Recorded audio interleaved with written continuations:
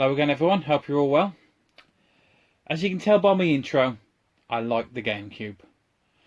First system I ever had, that when I had a job, I went out and I bought it for myself. And we played it and played it and played it to death, we really did. Everyone else had PlayStations and Xboxes and all that. I felt like a bit of an odd one out at the time, but I really do like the GameCube, still do. Love collecting for it, discovering some amazing games. So today, I'm just going to talk about a couple of games that I remember buying, playing, really enjoying back when I first bought that GameCube. A little bit of a disclaimer though. I know there are some really, really good RPGs on the GameCube. Sorry about this one, David. I don't like RPGs. I've got them. I collect them. I don't play them. I'm going to upset a few people now. I've never even played Final Fantasy. Just not my thing. I like racing games. I like platform games. I like fighting games. Things like that. That's stuff that interests me. Not this. I can appreciate them. They're just not for me. So, after annoying a few people, I'm going to put these out of the way. Games that I really enjoy playing on the GameCube. I remember buying, and a lot of fond memories playing with friends and everything. With the new game just been announced, we'll start off with Tony Hawk's Pro Skater 4. Played this one so much. I remember all the levels. I mean, Alcatraz. The weird thing is, I've tried to play this again recently, and it's like time hasn't passed since I last played it. Probably because I've still got my memory card with all the saves on it. But yeah, we played this a lot. I mean, granted, I think most of the people I knew had this on the PlayStation 4, on the PlayStation 2, not PlayStation 4. But 4 is the one that, to me, this is my game. This is the one that I played the most of. I have recently tried to play Pro Skater 3, and to me it's missing a few bits.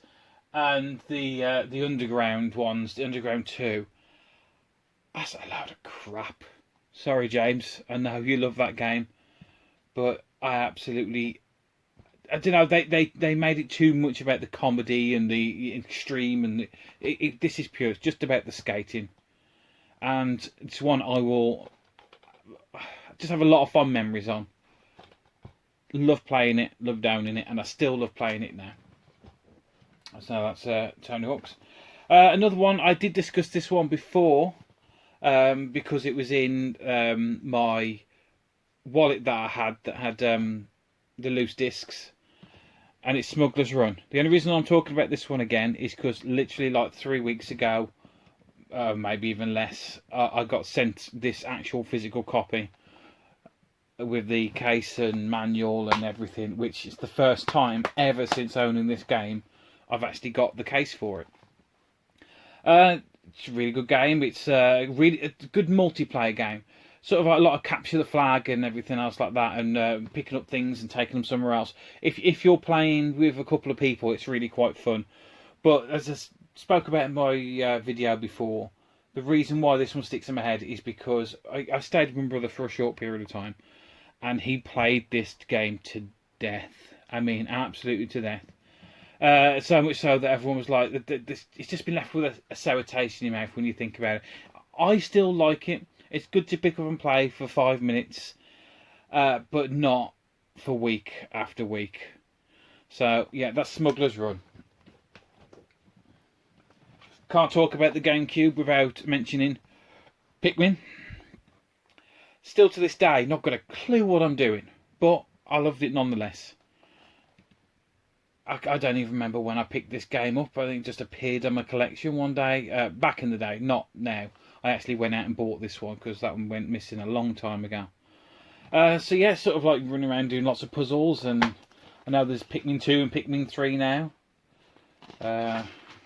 Franchise has sort of been a bit dormant for a while, I think. I could be wrong. Could just not been paying much attention to it. But yeah, cute, cartoony And I love that these become playable characters in Smash Brothers as well. So, Pikmin, absolute classic on the GameCube. One that took me by surprise because I'm definitely not a sports fan when it comes to games. Is this one, Sega Soccer Slam. As you can tell by the title and the artwork and everything else, it doesn't look like your average football game. It's 3-on-3.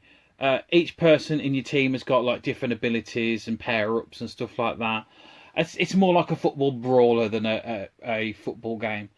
And it definitely eliminates the one thing I struggle with most sports games, because there's only 3 people. I can sort of know where I am on the pitch instead of just running around looking at where the hell am I, who's that, I just can't get on with football games. Again, I'm going to upset people now with the RPGs. I just don't like football games. Don't like sports games in general, really. I tell a lie, I like tennis. I do like a good tennis game. Anyway, back to this one. Yeah, Soccer Slam. If you've never played this really, really good party game, good for a couple of sessions. It's basically fighting football. Not much more can be said about that. If you haven't played this before, I know there was a version on the PlayStation 2 as well. Pick yourself up a copy. They're fairly cheap. And a bit of confession time now on this one. And everyone should know this game. Smash Brothers. Super Smash Melee. On the GameCube.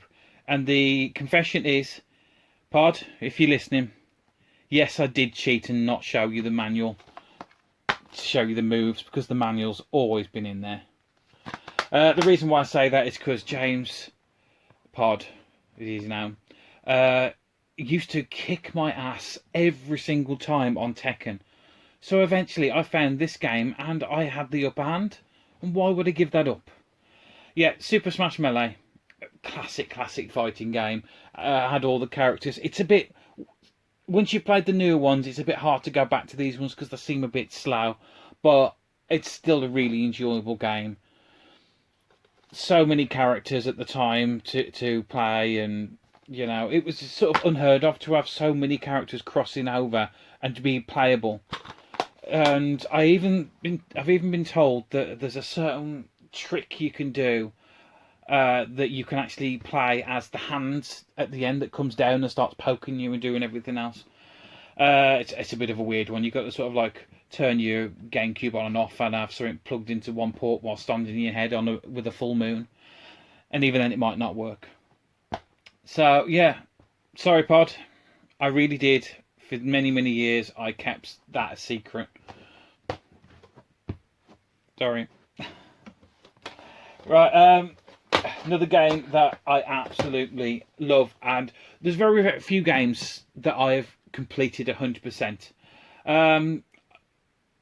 Couple are actually coming up now. Actually, I was having a look to see if any of these that I've completed. I got very close on Tony Hawk's. I don't think I 100%ed Tony Hawk's. Definitely 100%ed this one. Not even close on that one. He's Simpsons Hit and Run.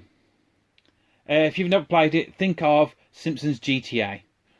It's a really, really good game. I mean, there was a lot of crap Simpsons games before this. I mean, the ones on the NES, and you've got to get rid of the purple things and stuff like that.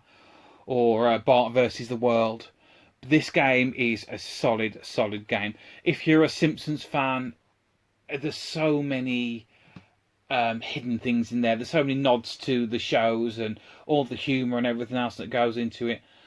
Really, really good game. So many secret outfits to unlock and vehicles. If you've ever driven this and tried to drive the rocket car, nightmare. It goes perfectly straight in a straight line, come to a corner, forget it. So yeah, definitely 100%ed this one. It starts off quite easy to begin with, really easy into it, but the last couple of levels will kick your ass. You will go back again and again and again.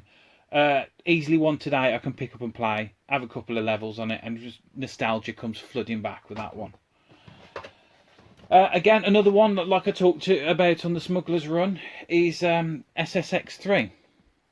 Love this game. Again, this game, me, my wife and Pod, again, we played this again, another one we 100%ed. I think on every single character we 100%ed this one because we played it that much. Much to the dismay of my mate Steve, who can't stand snowboarding games. What I like about this one though is it doesn't take itself too seriously. There's so many stupid power-ups and stupid moves and stuff like that. The soundtrack on this though, absolutely love it. It takes me right back, and I can't see the EA Sports big without thinking in the game. Just it's ingrained into my brain hearing that over and over again. So yeah, to me, SSX3 of the series is the best one by far. And last two here now. My all-time favourite racing game still has to be Mario Kart Double Dash. I mean, and that's not just like the best Mario Kart game, because in my opinion, Double Dash is it. It really is. But as racing games go, this has got to be in my top 3. It really has. Just so many fond memories of this. So much so, again, 100%ed this one. And I got banned from playing it. People refused to race me. I knew where all the hidden bits were on the track. I knew how to, sort of jump around corners and stuff like that. The boss battles, not boss battles, the battles, boss battles. The battle mode on this is absolutely amazing. It's hours and hours and hours of fun with the boss. Why do I keep wanting to say boss battles? With the battle mode, it's a lot of time in my life has been spent playing this game, and you know what? I wouldn't take any of them back. I wouldn't give any of them back. Really mixing my words up today. I do apologise. So yeah, Mario Kart Double Dash. It still is my favourite, but then this one came along and kind of gave it a run for its money. F-Zero GX. It's such a shame that the F-Zero series sort of stopped here, because can you imagine what an F-Zero game would be like on a modern system? I mean, the